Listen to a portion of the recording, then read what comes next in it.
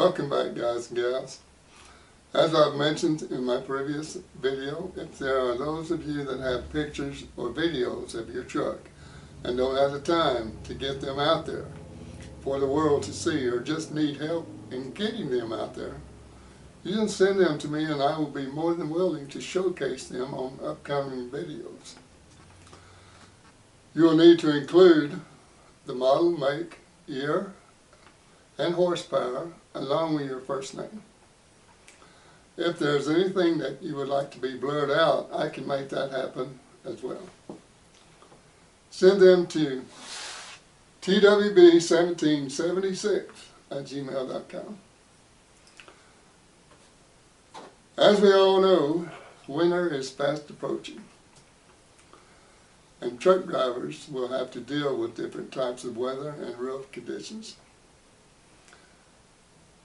In my opinion, truck driving is one of the most hazardous jobs in the world. It doesn't matter if you're just getting started or whether you have been driving for 50 years. Winter driving conditions can and will affect you. A smart and professional driver will always use their best judgment when driving in winter weather conditions. Snow and ice, high winds, and low visibility are three of the most dangerous weather conditions that you will have to deal with as a truck driver. There will come a time that you will have to make a decision whether or not to just park the truck and say to hell with it. There are going to be times that it just isn't worth the risk. There are going to be times when the roads are covered with ice and snow. The truck will have less traction, and you must be able to control your truck. Drivers should practice putting chains on in the summer months, not after you get out there in a snowstorm. Here in Colorado, chain-up season is upon us.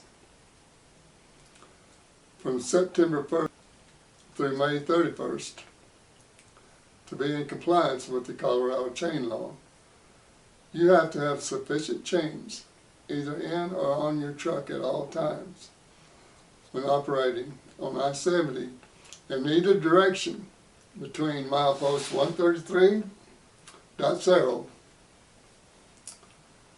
and milepost 259 Morrison exit.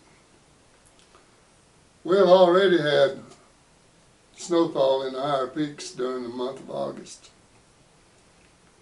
Snowfall can hit at any moment in the high country, and you don't want to be caught off guard. There are 21 chain stations along the I-70 corridor.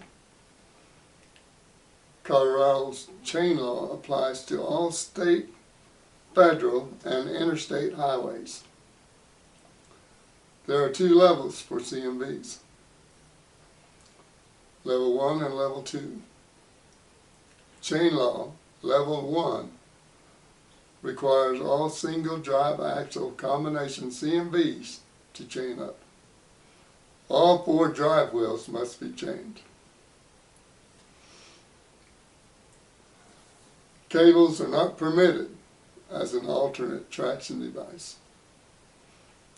Level 1 may be implemented anytime there is snow covering any part of the traveled portion of pavement on an ascending grade.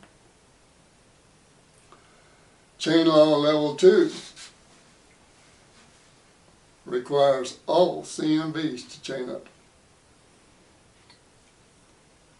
Auto transports must comply to the extent possible without causing damage to hydraulic lines.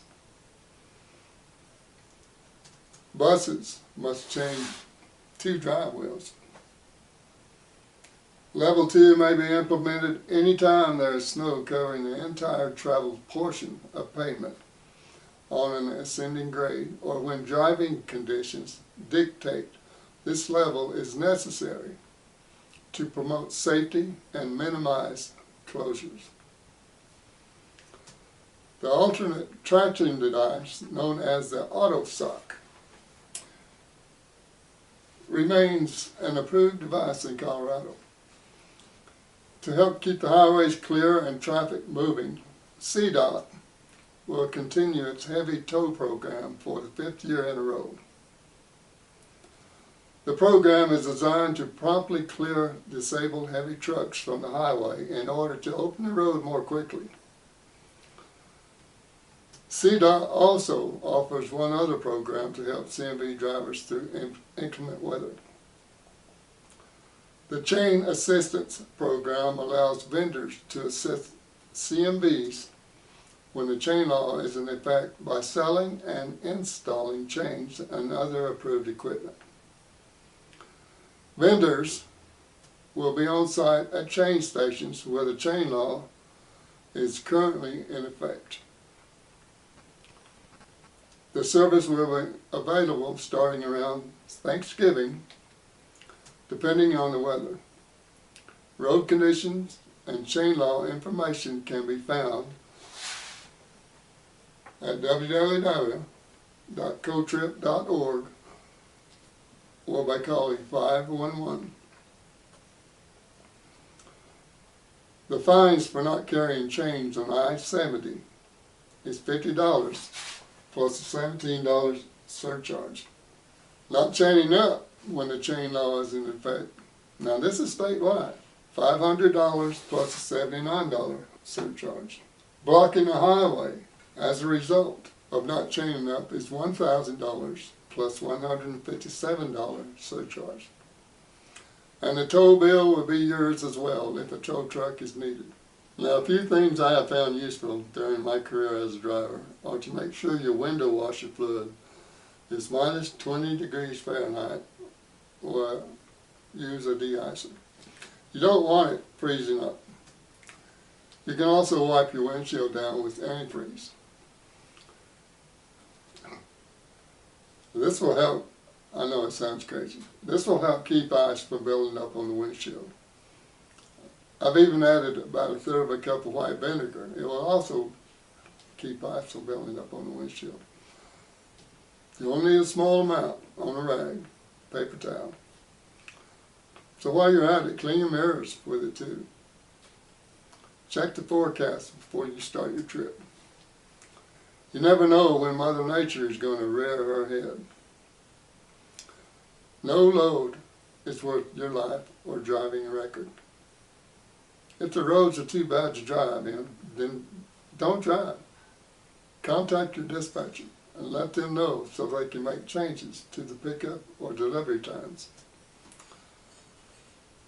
I understand that you are only out there to make a living, but you'll be no good to your family if you have an accident that affects your driving record, or worse yet, you end up dying. Drivers need to be prepared for winter. A portable toilet comes in handy in case you have to park where there are no restrooms. Food and water at all times during the winter months. Extra blankets, warm clothes, warm gloves, snow scraper, flashlights, kitty litter or ice melt, warm cap, warm socks, thermal underwear, warm coveralls, and so forth. It's better to have it and not need it than to need it and not have it. Make sure you have plenty of fuel and add fuel additive so the fuel won't gel. Pick up some rubbing alcohol. It doesn't take much. You can add it to your airline so they won't freeze up. Maybe a third of a cup. Try not to set your brakes if you do have to park. If you can put a block of wood or something behind and in front of a tire and not set your brakes, you're less likely to have frozen brakes when you get back on the road. Do not use the cruise control or the jake brake. Using the jake brake in winter conditions is very dangerous, and that will come with experience. Even with experience, you've got to be very cautious. I'm sure I've left out a few things here, but the point is, you need to be prepared for winter conditions. If you know of other items that will assist you, by all means, get them and use them. Once again, here is the email address if you'd like to send your pictures or videos. Thanks for watching. If you have enjoyed this video, please give me a big thumbs up, subscribe, and ring that bell. Keep the dirt side down and stay safe.